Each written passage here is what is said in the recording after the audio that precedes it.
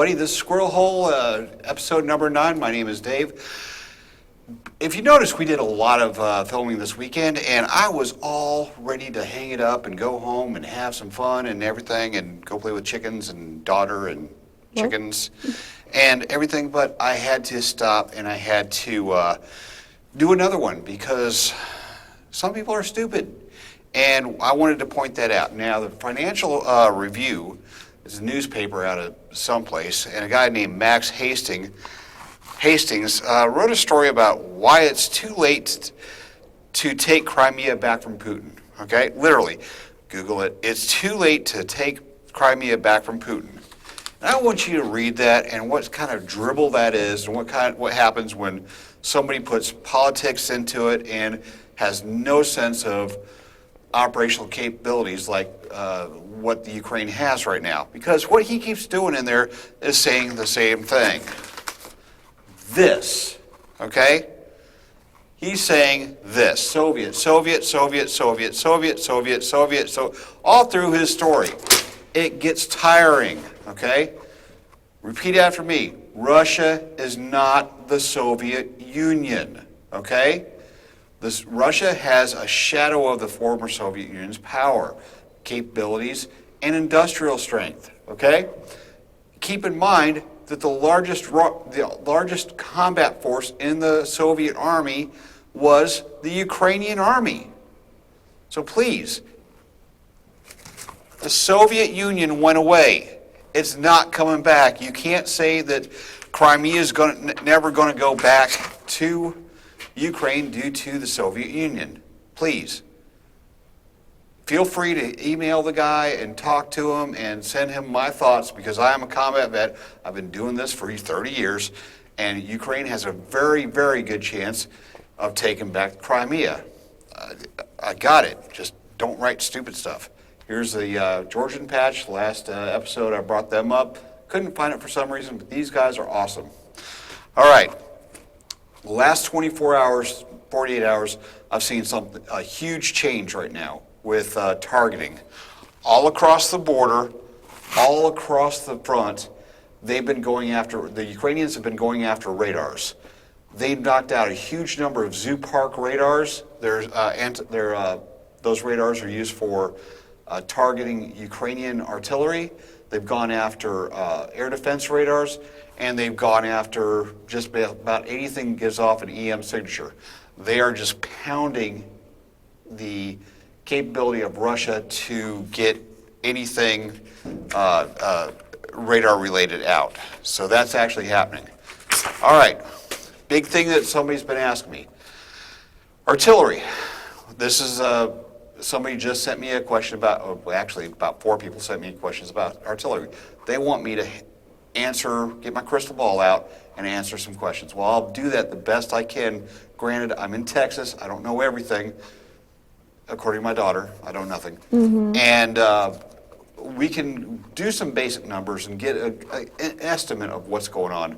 But, it's all an estimate. Now, keep in mind that Russia was going from one system to another system and only made a few of the new systems in the last few years due to bankruptcies and things like that. Also, they don't have a lot of barrels in storage, artillery barrels in storage. And some of the artillery pieces that they have out there right now haven't been used since the 50s, so they had no reason to keep barrels in storage or make new ones. So this all comes down to this. Now, the best number that most people can say is around 10,000 to 11,000 guns. Now, let's do some basic math, okay? Math, whatever. I'm out in California. Okay, let's say that about 9,000 of those guns were out there, okay? You had 3,000 that were being used actively in units and 6,000 in storage. Follow me? Ukraine is saying that they've destroyed 2,727 guns. All right? Oryx numbers, if you follow Oryx, they're in the 500-600 number. All right? I trust this one a lot more because they're actually tracking the data. Russians have stopped posting pictures of destroyed stuff. They won't let their guys do that anymore, and if you get caught with a cell phone along the front, you go to jail or worse. So I trust the Ukrainian numbers a lot more than I trust York's numbers, although he does a great job documenting verified ones, but I trust the Ukrainian ones. So if you do that, also you got to count the wear and tear. I'm saying, on an estimate, that about 3,000 guns are no longer serviceable on the Russian side because of wear and tear, because the magic number is 1,500. 1,500 artillery shells, and that barrel is pretty much ruined. After that 1,500, that cannon becomes just as dangerous to the crew as it does to the enemy, because there's a good chance that breech is going to fail, the barrel's going to fail, or something's going to go bad. There's a really good chance for a significant emotional event to occur at that point. And even if it doesn't blow up, then you're probably just shooting at dirt. Because if you get told where to shoot 10 miles down the road, 40 kilometers down the road, wherever, chances are you're not even going to come close to it. So it's just a waste of shells. Now, let's say that they've got about 3,000 active guns. Okay? Well, that's for 1,181 kilometers, the entire front, from Kherson all the way up to Belgrade. Okay? So that's only 2 guns per kilometer, and that's if that's all 3,000 guns are on the line, none are moving, none are in maintenance, and nobody's sleeping. If every gun on the line is out there at one time, that's only two guns per kilometer, and that's not a lot. Okay, now, a couple of things I'm going to cover real quick, and then we'll be done. Ish. Okay. Let's go back to this. This is an artillery round. When the round gets fired, there's a band right here that goes through the gun and scrapes the barrel, providing pressure behind the gun to make the round go farther. Okay? So that band right there, that's a little bit bigger than the size of up here, tears into the barrel, rips part of the steel away from the barrel. That's where you get barrel wear. Now, if the round goes into the gun and that band does not engage the barrel, 2 things may happen. One, you're going to get excessive blow-by, where the round is going to lose range and lose accuracy. The second is there's a chance this round can get caught in the barrel, and that would be a very bad day because it's going to detonate in the barrel. You don't want either. That's rare, but it has been happening. So once the barrel gets dangerously eroded, all sorts of bad things happen. So it's not just a matter of, just shoot more rounds and hit the target. No, really bad things happen. All right, so changes as of today.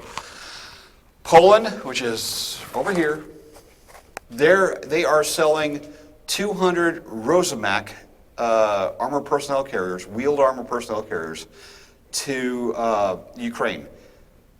100 of them are coming from stores that they currently have and going directly to Ukraine, like today. The other 100 are going to be produced in Poland immediately.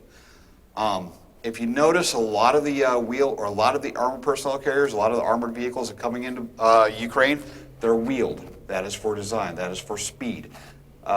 Russia cannot react to speed. We've seen that up here. We've seen that down here. We've seen that when Ukraine moves stuff around quickly. They've been preferring more and more wheeled vehicles like the BMP-4 than the tracked vehicles, and that's for speed. So they're getting 100 vehicles today or just recently, and that's really going to push up the amount of firepower they've got. Also, it looks like the U.S. and Europe has bought all the Spanish Hawks. A Hawk is an high to medium level air defense system that has been continuously upgraded since the 50s. The U.S. and Europe has bought all the Spanish Hawks, all the American Hawks that are in storage or in training or anything for other countries. All those are going to Ukraine, so that should be done quickly because Raytheon has all the stuff already.